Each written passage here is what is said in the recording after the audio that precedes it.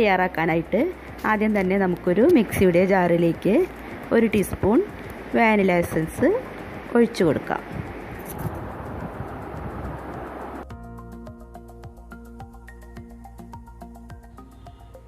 പിന്നെ നമ്മളിവിടെ 4 മുട്ട പൊട്ടിച്ചൊഴിച്ച് വെച്ചിട്ടുണ്ട്. ഇതിലേക്ക് ഒഴിച്ചു കൊടുക്കാം. ഇനി ആവശ്യത്തിനുള്ള മധുരത്തിന് ആവശ്യമായിട്ടുള്ള പഞ്ചസാര ചേർത്ത് കൊടുക്കാം. ഞാനിവിടെ ഒരു 1/4 കപ്പ് പഞ്ചസാരയാണ് ഇതിലേക്ക് ചേർത്ത് കൊടുക്കുന്നത്.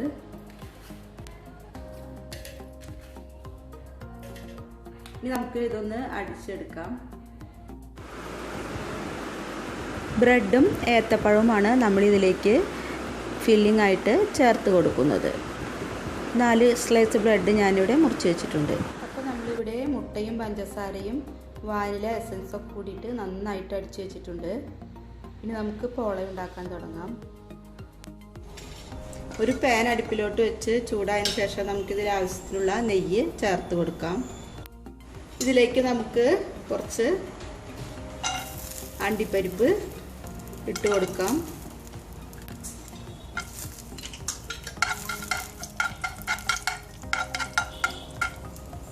ഇതിന് ഫ്രൈ ആയി വന്നിട്ടുണ്ട്. നമുക്ക് കോരിയെടുക്കാം.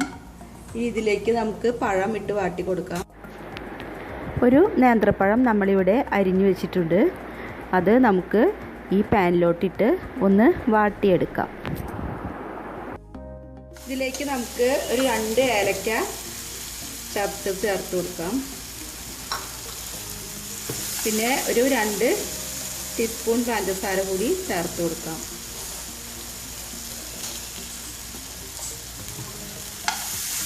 നന്നായിട്ട് ഫ്രൈ ചെയ്തെടുക്കാം. നമ്മുടെ പഴം ഇവിടെ നന്നായിട്ട് ഫ്രൈ ആയി വന്നിട്ടുണ്ട്. ഇനി നമുക്കിതൊരു പാത്രത്തിലേക്ക് മാറ്റാം.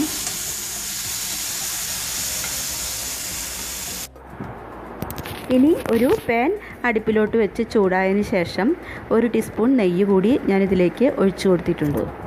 നമുക്ക് സിം ഒന്ന് കുറച്ച് വെച്ചതിന് ശേഷം ഈ അടിച്ച് വെച്ചിരിക്കുന്ന കൂട്ട് ഇതിലേക്ക് ഒഴിച്ചു കൊടുക്കാം.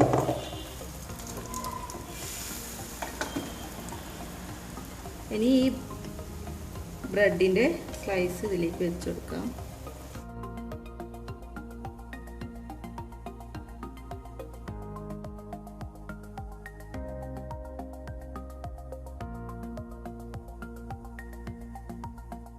ഇനി നമുക്ക് കുറച്ച് മുട്ട കൂട്ടുകൂടി ഇതിൻ്റെ മുകളിലേക്ക് ഒഴിച്ചു കൊടുക്കാം.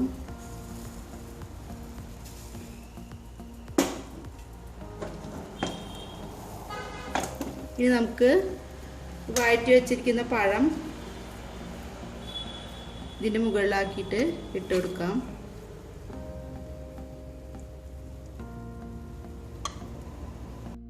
പഴം ഇതിൻ്റെ മുകളിലോട്ട് വെച്ച് കൊടുത്തിട്ടുണ്ട്. ഇനി നമുക്ക് ബാക്കിയുള്ള ഈ മുട്ടക്കൂട്ട് ഇതിലേക്ക് ഒഴിച്ചു കൊടുക്കാം. ഇപ്പോൾ ഈ കൂട്ട് മുഴുവൻ ഇതിലേക്ക് ഒഴിച്ചു കൊടുത്തിട്ടുണ്ട്. ഇതിൻ്റെ മുകളിലോട്ട് നമുക്ക് എടുത്ത് വെച്ചിരിക്കുന്ന വറുത്ത് വെച്ചിരിക്കുന്ന അണ്ടിപ്പരിപ്പ് ഇട്ട് കൊടുക്കാം.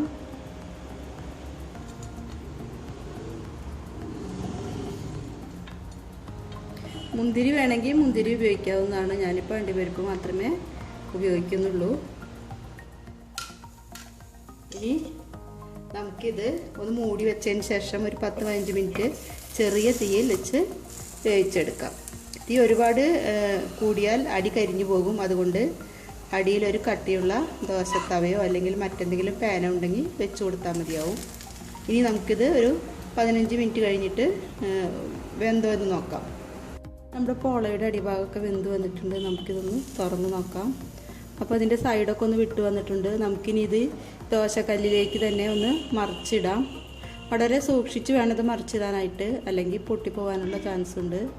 അല്ലെങ്കിൽ ഒരു പ്ലേറ്റിലേക്കോ അല്ലെങ്കിൽ ദോശത്തവയിലേക്കോ നമുക്കിത് മറിച്ചിടാം.